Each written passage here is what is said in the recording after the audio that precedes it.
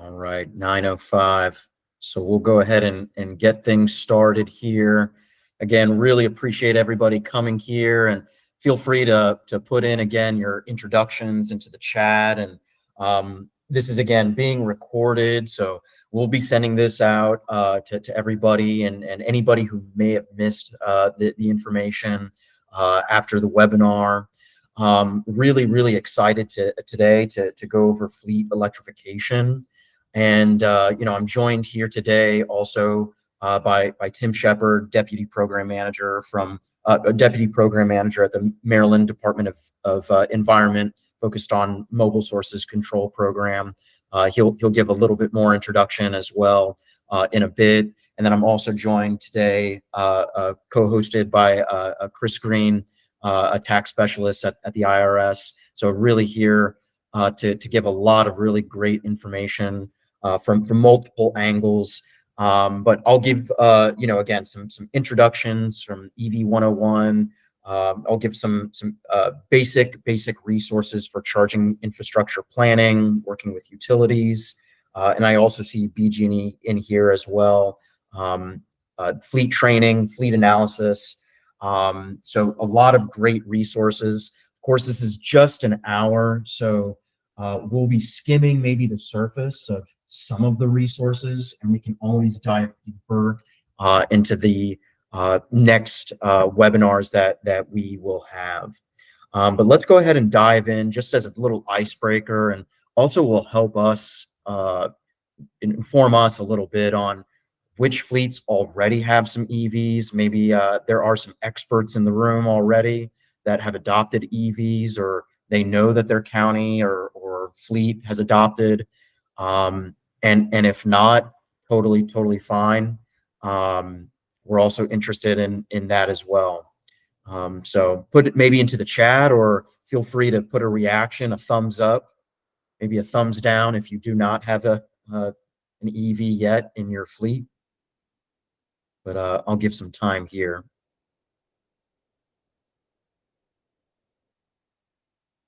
Rosemary, thank you.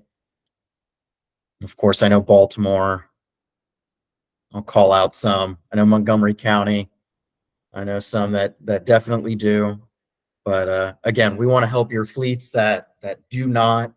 And excellent. Thank you, Joyce. So yeah, so we want to help you as much as possible and get things started. We might send out a survey afterwards as well, just to get a little bit of a feel of where people are and how we can help. But again, this is going to be maybe more of a 101, maybe where resources are as well.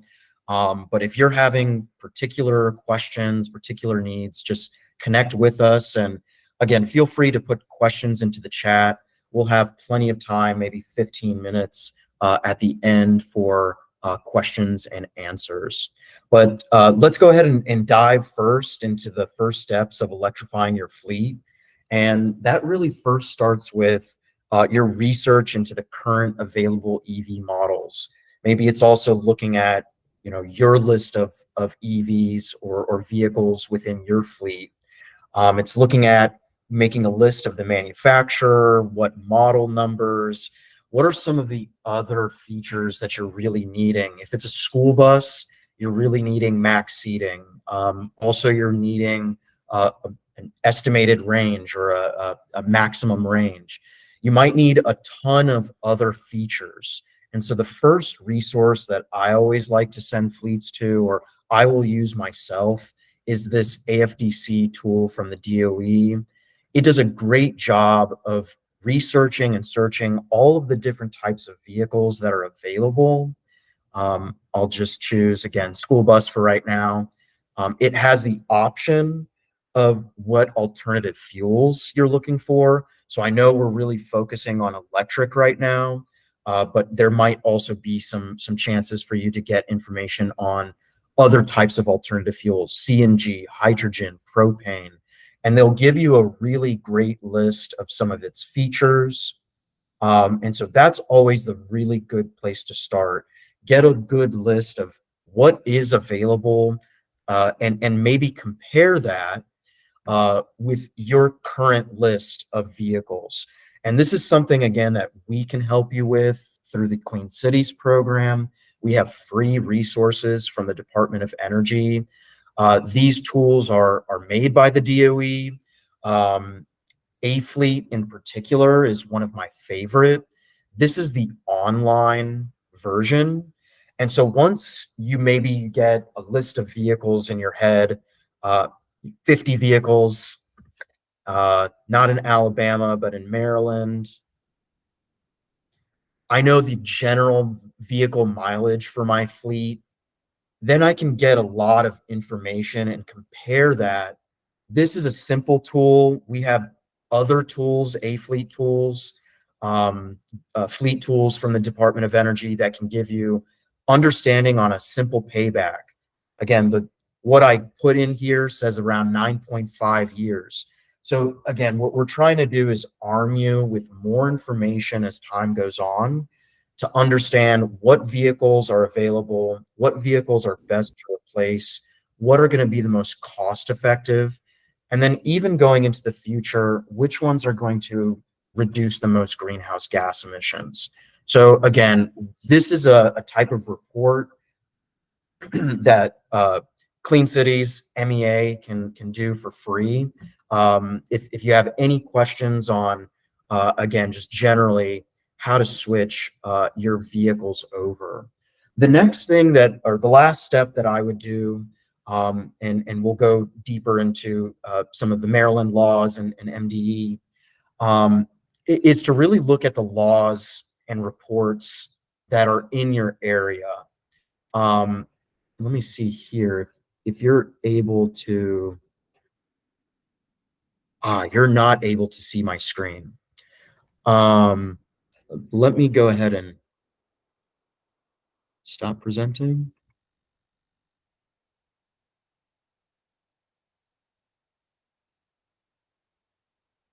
Apologies. Looks like, yeah, you were not able to see, again, the A-Fleet tool.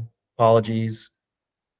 And the list of vehicles and incentives. Again, apologies here. Uh, Great list of vehicles. Uh, Laws and incentives are all listed here for Maryland. And so if you're having questions on what are our certain policies, what are EV make ready policies in my area, this will be logged in this area, in this website. The next thing that I would do is also meet with fleet managers.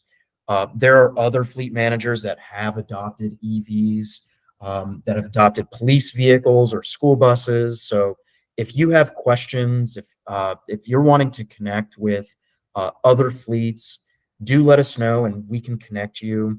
This just so happens to be in New Mexico, but Alternative Fuel Data Center keeps data for the entirety of the United States. So there might be folks in our backyard that have adopted electric vehicles, but maybe if you're having questions on hydrogen, we can connect you nationwide.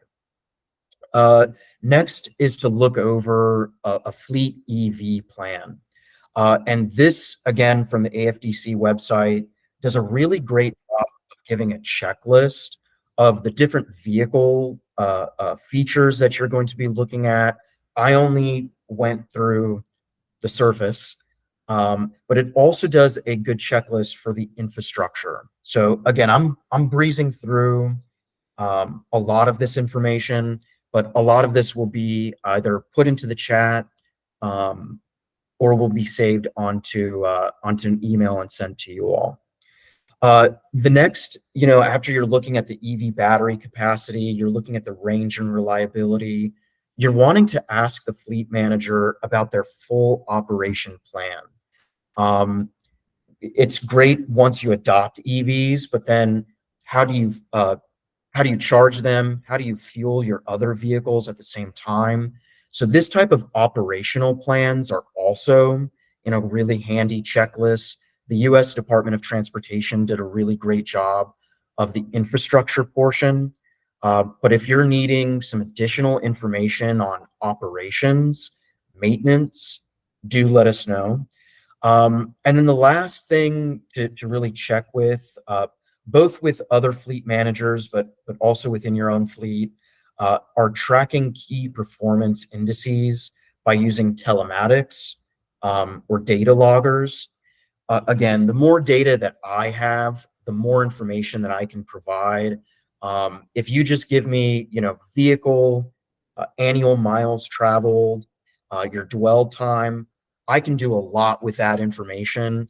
But if you have telematics, if you have charging software, if you have already adopted some data loggers, those are really great tools for us to use, for you to use as you're developing your plan for adopting EVs. So again, this is skimming the surface. There's a lot of resources out there. We might dive in deeper into different resources, but I think it's a really great kind of segue to really look at, again, some of the EV programs that are here in the state. And I'll pass this on to Tim. Thank you, Diego. As Diego said, my name is Tim Shepard. I'm the Deputy Program Manager in the Mobile Sources Program for MDE. So basically, our program implements policies and programs to reduce emissions from the mobile sector. So I want to give a little overview, of the focus or the importance of EVs in Maryland, and then I'm going to talk a little bit about the two policies or two activities we do to reduce that sector. One is regulatory and one is on the incentive side. Next slide. Thanks. So on the environmental focus, obviously for MDE, we look at two things. Right now, our concern are the national ambient air quality standards. And there's 6 categories for that. We're in compliance for all of them except for ground level ozone. Ground level ozone is that stuff we mainly see in the late spring and summer at haze. And the leading contributor to ground level ozone is NOx. So that's the way we look at offsetting our ground level ozone. We're currently in non-attainment, actually, in some areas of the state for ground level ozone. So it is a key action for us to try and get us into compliance. I know we've all heard about the code red days during the summer. Bad air quality, it affects both the young and the old and people with existing conditions such as asthma. So it's a really key thing and it's a big focus for us. With that in mind, mobile sources is the largest contributor to NOx in Maryland. So again, that's a key factor. And then climate change. I know a lot of us have heard climate change is in the news an awful lot. Due to Maryland's geographic location, we're very vulnerable to the effects of climate change. We're actually the 4th highest state for susceptibility for ground level for sea level rises. So people don't think of that. Maryland's a very small state, but because of the way we're angled with our geography, we're actually the 4th susceptible state to that. So because of that, we adopted the Maryland Greenhouse Gas Reduction Act. It's a very aggressive act. It requires a 60% reduction in greenhouse gas emissions by 2031. And similar to what I mentioned with ozone, we see that on-road mobile sources account for almost a third of all greenhouse gas emissions. Next slide. And this slide just kind of gives you an idea of the importance. This is for NOx. This gives you an idea of the importance of mobile sources. If you add up the light duty, medium, heavy duty, and off-road, those 3 categories account for almost 60% of all NOx generated in the state. So again, that's a really key factor for us. If we're going to come into attainment for our ground level ozone problem, we really need to start reducing our NOx. And again, mobile sources is the leading contributor. Next slide. And it's a similar situation when we look at greenhouse gas emissions. If you look at the blue, that's pretty much mobile sources. As you can see, we make up about a third of all greenhouse gas emissions are from the mobile sector. So really, if we're going to have any luck accomplishing the goals, our environmental goals, for both ground level ozone and greenhouse gas emissions, we need to reduce our mobile sources. And what we have found is that electric vehicles provide us with the best technology option and the best success rate for reducing emissions from the mobile sector. So that kind of gives you a little background on this, on the problem. Now I want to just address a couple quick ways of how we're going about reducing it. Next slide. First one, as I said, for MDE, we look at two different avenues. We use regulatory actions for some ways, and we use incentives. So the first two I'm going to focus on are regulatory. And Maryland, like several other states, have adopted the California Low Emission Vehicle Program. It's called the Advanced Clean Car Program. Basically, that program requires an increasing percent of light-duty vehicles put for sale in Maryland be zero-emission vehicles.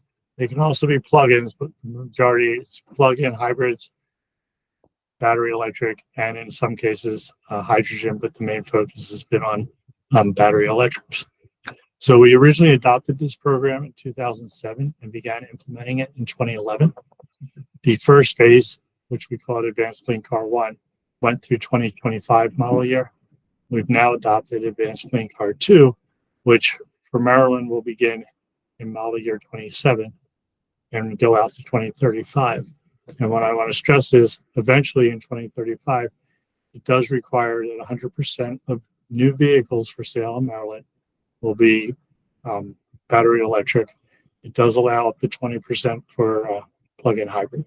Next slide.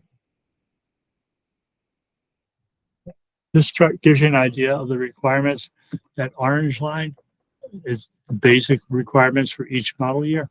And those lower blue lines are, there are various compliance options that allow a transition until we get to about 2031 that then requires 100% more. So you can see, if we go to the next slide, sorry. These are some of the program flexibilities that are built in that allow the manufacturers a transition time.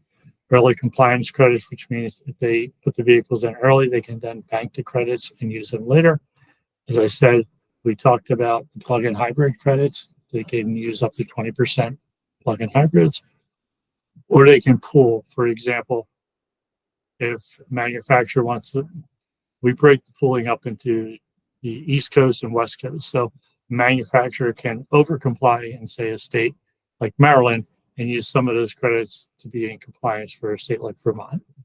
So with these program flexibilities built in, we feel there's a very high success rate for the program, and it makes it easier for the manufacturers to transition in. But as I said, there are penalties for the manufacturers if they cannot comply. And again, by 2035, it'll require basically almost 100% of all new vehicles sold in Maryland, light duty vehicles, will be ZEVs or plug-in hybrids. Next slide. So that's on the light duty side.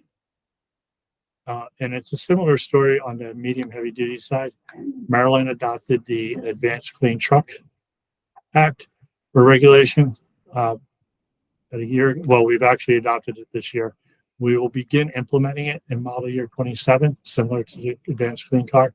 And like the Clean Car, basically affects Class 2B through Class 8 trucks, and it requires an increasing percentage of those vehicles put for sale in Maryland will be zero emission vehicles. As the light duty, it does allow a similar banking and credit and trading program to give manufacturers a bit of a transition.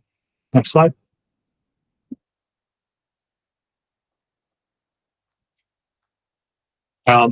This gives you an idea. Like I said, it's different requirements for different classes of vehicles. So you can see Class 2B through 3 vehicles have one requirement, Class 4 through 8 different, Class 7 through 8. This is done because we do feel there will be an ease for some vehicles to meet these requirements and much more difficult for your big heavy duty vehicles like Class 7 through 8. So you can see in 2035, when this program hits its peak, it does have different levels depending on the class of vehicle. Next slide. And this slide just gives you a better idea for those of us who don't always deal with these vehicles, what a Class 2 vehicle looks like, what a Class 3 vehicle. This just lays out the different classes of vehicles. It gives you a better idea of what the requirement will be and if they affect your fleet and how they'll affect your fleet. Okay. So that's kind of on the regulatory side. On the incentive side, Maryland uses a lot of federally funded grants and so forth to help us accelerate the implementation of zero emission vehicles. We realize these vehicles are expensive and that most of the fleets will need some financial support to get this going before, as we said, we're in the early stages, particularly on the medium heavy duty side. So as the prices are still kind of higher, we will need incentives to help ease that transition. Some of these programs include the Diesel Emission Reduction Act, or DERA, the Clean School Bus Program, or the Medium Heavy Duty Replacement Program. These programs that I'm mentioning here are largely focused on replacing medium heavy duty vehicles. And this is a key thing. We're working on trying to modify this, but under most of our programs, they are vehicle replacement programs. So it doesn't mean you can add a vehicle. It means if we fund a vehicle to be electric, you have to usually replace an existing vehicle that was diesel powered, and that vehicle has to be scrapped. Next slide, please. An example of an example of probably the most popular MDE program as of recent was a settlement program actually with Volkswagen. Under that, Maryland received a total of $75 million. 64 million of it was used for vehicle replacement, and another 11 was used for infrastructure. Under the vehicle replacement, we funded approximately, at this point, around 44 projects. We've replaced around 370 vehicles. This was a NOx-driven project.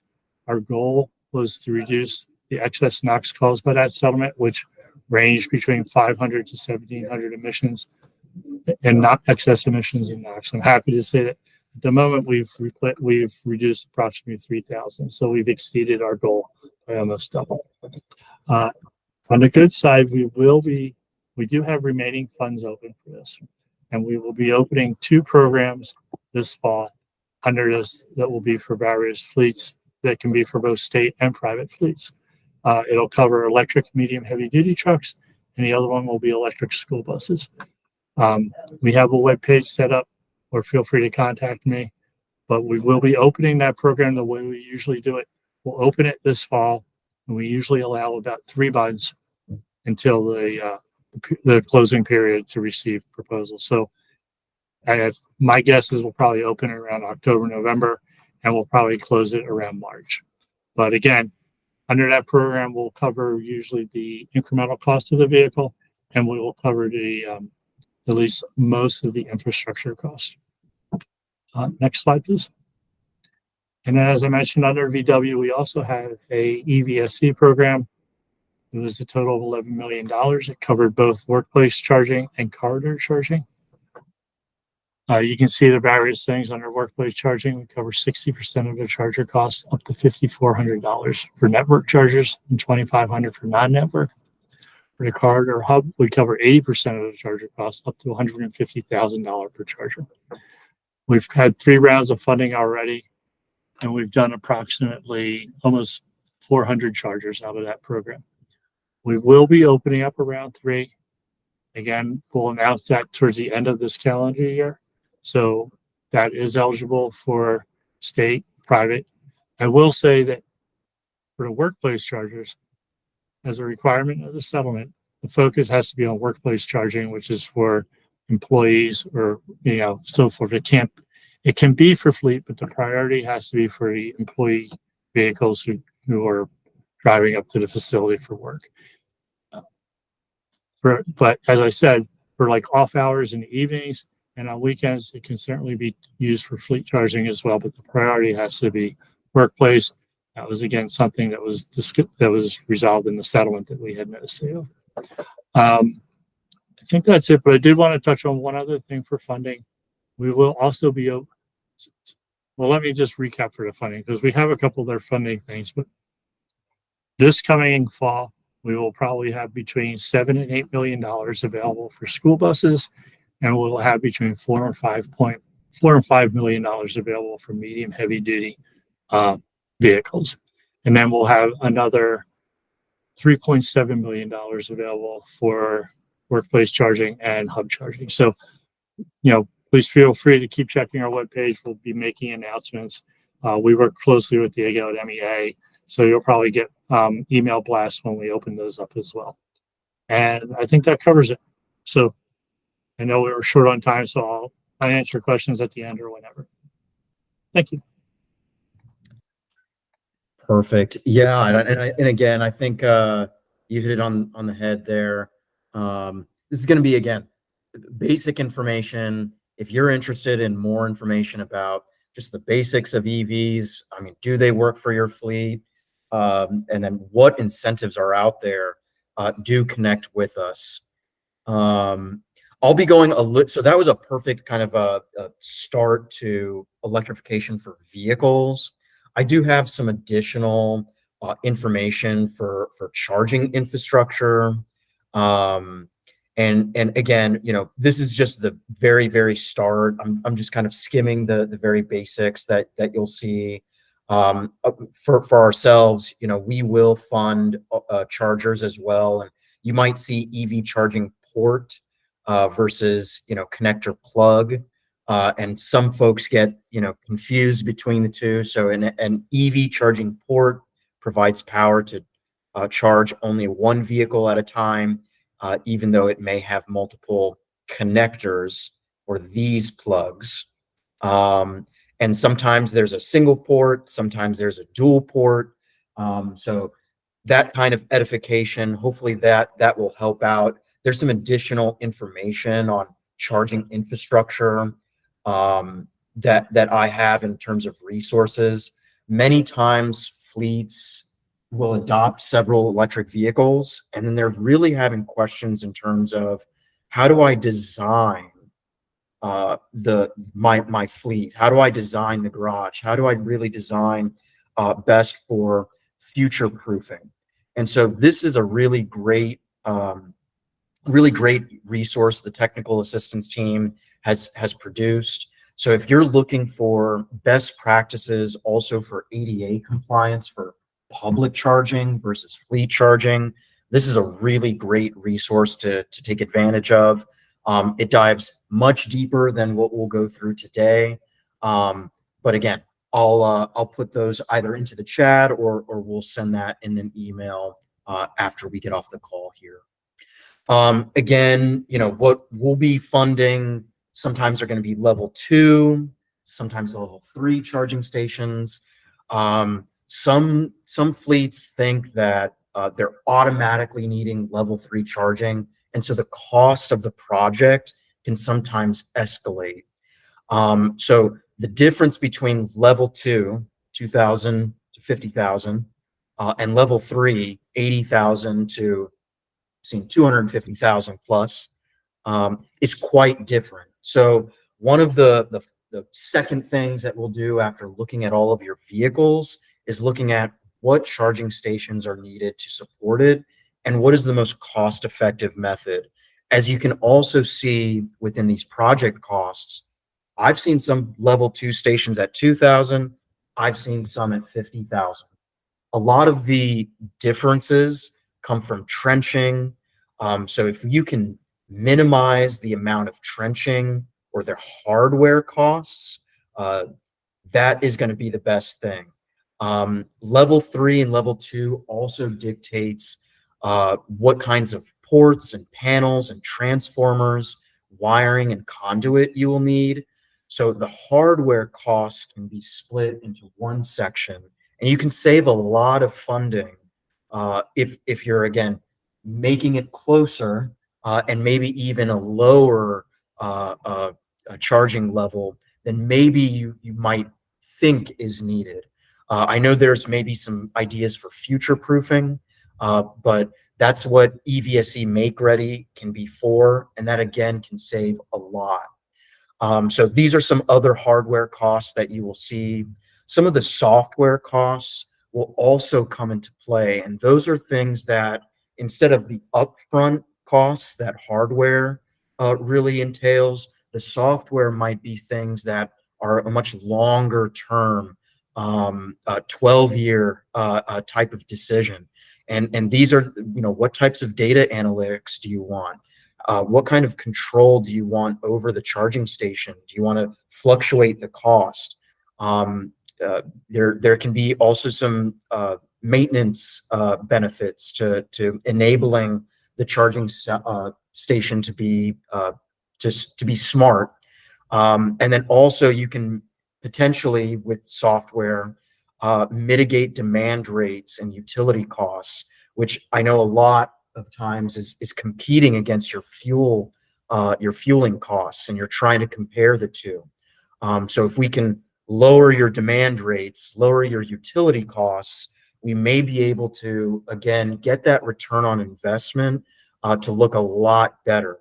So after you know maybe a little bit about your vehicles, maybe you know a little bit about your stations or your infrastructure, really maybe it's time to now call out the utilities and start to connect with them. If you're needing help starting that conversation, please let us know. We can help start that conversation and assess your power needs. What are your utility rates? Your utility rates will really dictate the cost and the return on investment for your fleet. So again, talk to your utility early.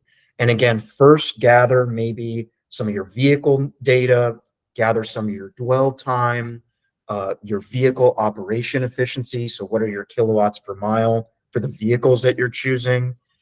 Because that will then dictate maybe the auxiliary load, some of the demand rates that may occur. Again, if you're needing help to find out again what kinds of vehicles, what kind of infrastructure, what kinds of demand rates may occur. Do connect with us. Demand rates or demand charges are the monthly fees.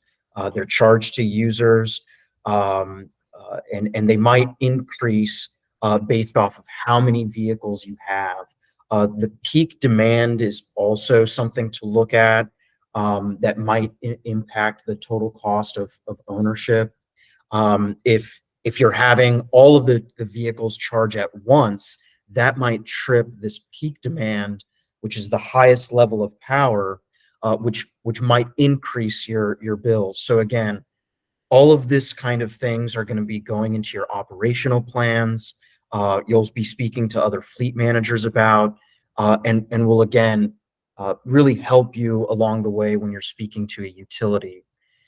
If you're needing help, though, determining based off of 50 vehicles and they're averaging at 150 kilowatts per hour, I can help you determine with some of our DOE tools what the total year of electricity costs will be, what their monthly costs will be, what your demand rates will be.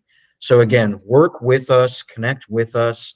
We have several tools to help you integrate your infrastructure with your vehicles. Um, and that goes into maybe two final portions. uh, you're probably again finding all of these other things out, but you're still needing some driver and technician training. um, it's great to do preemptive training. So connect with us. We have a lot of training that can help you maximize the range of EVs, reduce the range of your range anxiety by giving you some range and routing information. But once you actually have the vehicles, it's really great to connect to the manufacturers. They all have some really great technician training. And one last thing to kind of commit to is that some of the basics, again, those are going to be free. Those can be offered by MEA. uh, Maybe the number of trainees can start out pretty large, but then once you're escalating, you're looking towards into your fleet for that expert. It doesn't have to be all of your fleet technicians, all of your drivers. It can just be a select group as you're escalating on. So for all of these things, there can be a pathway towards electrification. Again, maybe the last kind of point is future proofing or resilience. How do I weather the storm. If there's flooding, if there's snow, there's a lot of information through this resilience framework. This was created quite recently by NREL. So if you're having questions on where the scope of work, cybersecurity, what is the resilience of this hub, of my fleet, of these charging stations? This is a really great source. Kind of the top 6 things that I pulled from it was where the location for batteries in accordance to charging stations. I learned about the climate, different best practices for charging stations in different climates.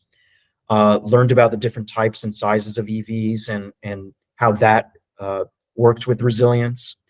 And then also I learned about the redundancy or the interconnectivity. So always looking for a 30% above your average demand. Um, I'll skip over the V to G kind of overview, but just suffice to say, we do have some information. Again, this is a little bit more future proofing. But if you're having questions on how do I make something smart and enabled, how do I leverage my vehicle potentially as a backup battery in a storm, in an emergency, we do have some other information on that. And then last but not least, we do have some maintenance and safety information for fleets. If you're looking for a really good checklist for your technicians, for your drivers, we can provide some really great resources, just dependent on the different types of vehicles that you have. And just because of time, I'll go ahead and speed through to Chris to give over some really great information on tax credits. Hey, thank you, Diego.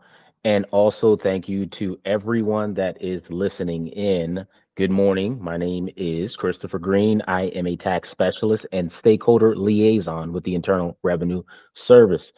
And we're going to talk today about the Commercial Clean Vehicle Credit as enacted by the 2022 Inflation Reduction Act. We've heard some great information today. I hope to provide some more. How many of you enjoy saving money? Let's see some reactions or see some feedback in the chat there. How many enjoy saving money? I hope you all do. Well, here's one way to do so. Before we move on, let's talk about the objectives of today's presentation.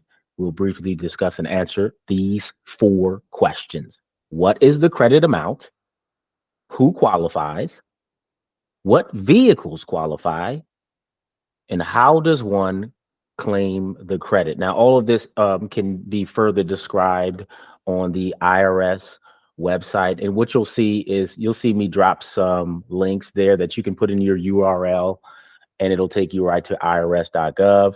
Go ahead and save those, bookmark those, put them in your favorites. They're going to be helpful links as it relates to this commercial clean vehicles credit. So let's go to the next page here.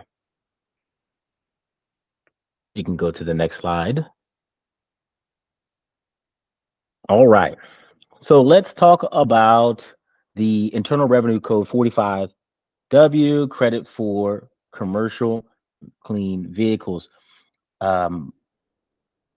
It's for businesses and tax exempt organizations that buy qualified commercial clean vehicles and may qualify for a clean vehicle tax credit of up to $40,000 under the Internal Revenue Code, of course, 4525. The credit equals the lesser of 15% of the tax basis in the vehicle, or 30% if the vehicle is not powered by gas or diesel, or the incremental cost of the vehicle.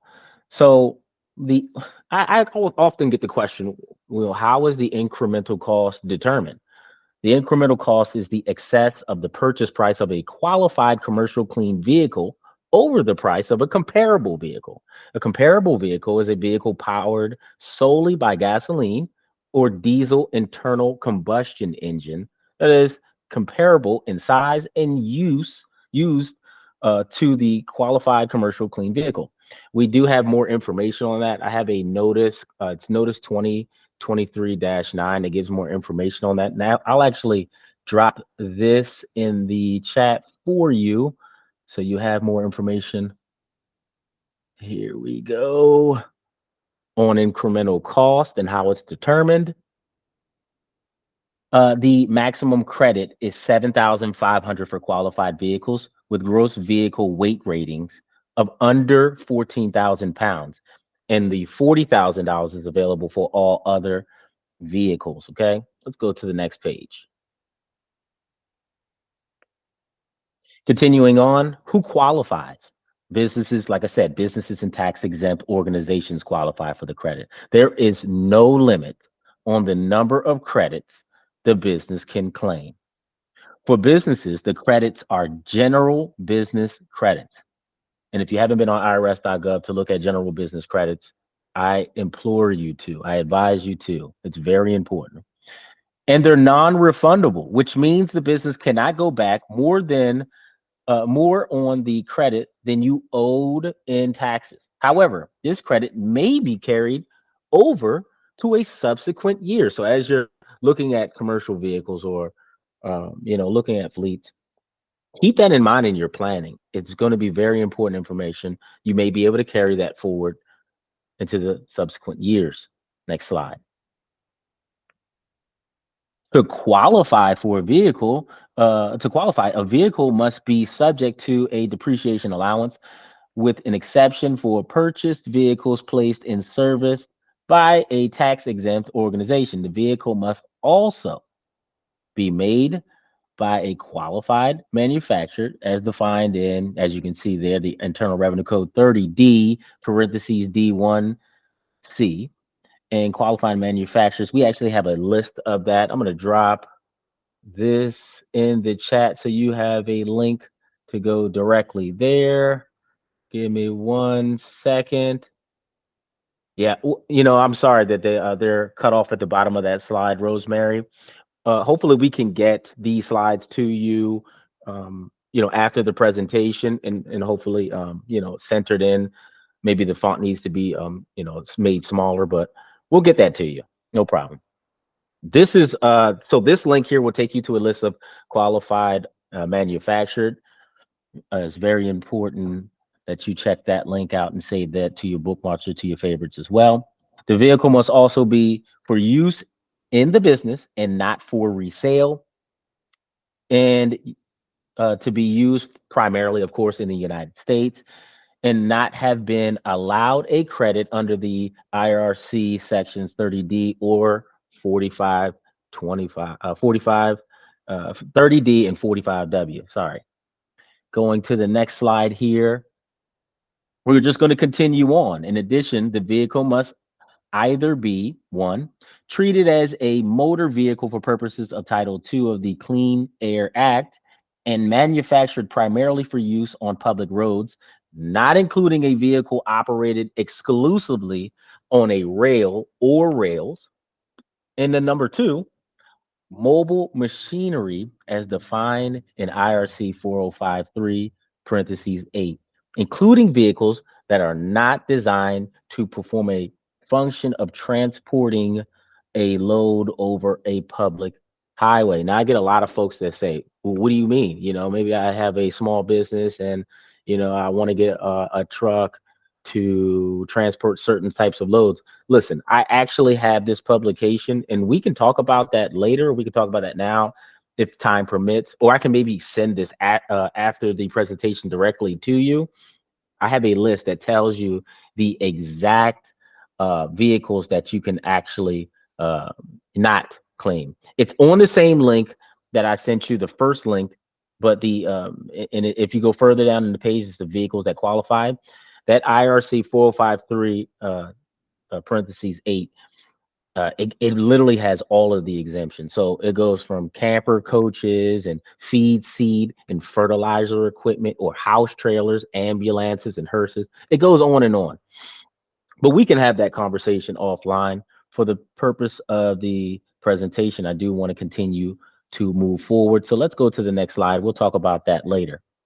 The vehicle or machinery must also be a plug-in electric vehicle that draws significant propulsion from an electric motor with a battery capacity of at least 7 kilowatt hours if the gross vehicle weight rating is under 14,000 pounds, and 15,000 kilowatts if it's over $14,000 pounds, excuse me. Secondly, a fuel cell motor vehicle that satisfies the requirements of, again, the Internal Revenue Code 30B, parentheses B3A and B.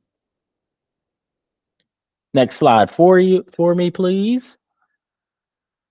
Well, how do you claim this credit? You're going to need to file the form 8936.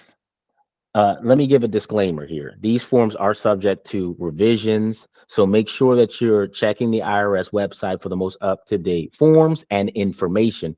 Also, let me say here, if you're having any problems with the forms, if you're seeing any errors, if you have any questions about that, please connect with me directly. I'm a part of the team that kind of makes this more easily accessible and available to you and to the public. And we need your feedback. So please reach out to me with questions, or if you have any like issues with the procedure, let me know directly so I can, for lack of a better word, run it up the flagpole in the Internal Revenue Service. Okay. Continuing on, that form is going to have the vehicle's VIN along with the make and model and the model year and the place in service date. The depreciable basis of the vehicle is reduced by the amount of the commercial clean vehicle credit received. And going to the next slide there, go back one slide for me. I'm sorry. Here are some resources for you. There's a whole bunch of questions that I get at like all the time. I've provided here clickable links to the frequently asked questions for not only the commercial vehicles, but consumer vehicles as well. So if you have a question, please go here first. Your question most likely has already been asked. I've also provided the publication 5724B, 5724F, which gives you information concise as well as QR codes taking you to the information on irs.gov website. It could be for you or for whoever you want to give that to. And then finally, there is the irs.gov/clean vehicles link there. Make sure you add that and save it to your favorites and to your bookmarks. I'm going to put one more link in the chat. This is for credits and deductions under the Inflation Reduction Act of 2022. I just wanted to add that in there so you have that. Now, if there's any questions or anything else that you're unable to answer, you can go to the next slide. You have my information there. There's my phone number. There's my email. Please, it's an open door over here. Come talk to me. We want to know your feedback. We want to know your questions. We want to make this as easy as possible, and we want to save you some money. With that being said, I'm going to turn it back over. Thank you. Excellent. Really, really good information. And again, really, this is the first 101. So I'm sure that we could dive really, really deep into any one of these slides. But I think there was one pretty good question in the chat. But feel free to either put it into the chat or raise your hand if you have any questions. Would all fleets require commercial grade charging equipment depending on setting where charging would take place? Charger equipment can be under $1,000 per charger, and even much lower. Installation costs are another matter. Yeah, it's a great point. A lot of times, fleets can just purchase just regular level 2 charging equipment that you can see at home, in particular for their light duty fleet. But if they're having any medium heavy duty vehicles and their dwell time is 3 hours, we would then recommend that you would have a higher charging station unit. Also, if you have more EVs, then it would be smarter to at least get one. In this tool, based off of 150 kilowatt battery capacity. So that's a smaller. We could increase that. I'm saying they're charging every single day. They're driving 50 miles, and I only have 6 stations. The hours to charge an average vehicle would be 8 with the level 2 charging station, and the hours to charge is 25. So we don't have 25 hours in a day. So we're going to have to increase the rate, increase the amount for that level of charger. This is kind of a simple, this is a different type of tool that we've used for infrastructure. So it really, really depends. How many vehicles do you have? What kinds of vehicles? What is your dwell time? What's your range? And all of those different types of things. So if the more data, more information that you have, the better. Yeah, and it's important to understand the use case. That's great. But really, that's a really great question. It's a really great question. Any follow-up or any other questions? Yeah, Tim. Yeah, not a question, but I just wanted to restate, there's a lot of information that was given by myself, Diego, and Chris. And, please feel free to reach out to us. And again, we realize these vehicles are not inexpensive. So anything we can do to help offset the cost. And I know we went through these rather quick. So there's other things that we could not mention or weren't available yet. So, please feel free to reach out to us. We're here really to help. And it is really important to try and work on lowering these costs. So we do have a lot of different options that you heard some of today that will really help on that. And one final thing, I know Diego mentioned it earlier, is I really, really can't emphasize enough to reach out to your local utility. I mean, it's really important. As we said, maybe for 1 or 2 vehicles, it doesn't become a question, but as you look to expand, you really need to kind of work a little bit hand in hand with your utility to talk about what your current, abilities are and what your needs will be and the time frames with that. You certainly don't want to order a bunch of vehicles and find out that you don't have the infrastructure requirements to support that yet. So again, just, I can't emphasize enough to reach out to your utilities a lot on that too. That's it. Thanks. Really, really good. Yeah, and I'm hoping that we'll do some follow-up webinars. There will be some additional grants out there, rebates out there that we'll want to present, that we'll want to give some outreach. So if you have questions, do let us know. We'll send out a survey after the webinar. Even if you have questions outside of electric vehicles, other emerging technologies, utility connections, fleet analysis, alternative fuels, hydrogen. So we're here to help holistically, but this was just EV 101. And with that, 2 minutes to spare. Maybe any last questions? Do let us know. Hey, Diego, I got one more thing I Please. wanted to add real quick. Also, like Tim was saying, we kind of just scooted through this and breezed through the surface level. There's a lot of information with all of these slides. I just want to make mention of this as well when you go look up those credits. Alternative fuel vehicle refueling property credit. So there's so many ways that you can just lower the cost of running your business or buying these vehicles. Make sure you're exploring all of your resources, and again, connect with us afterward so we can see what you got going on and try to answer your questions. Really, really helpful. Again, Chris, Tim, really, really appreciate your really great experience and knowledge here and resources. A lot of resources will be sent at the after after the webinar via email here. But let us know if you have any questions now. But thank you all so much.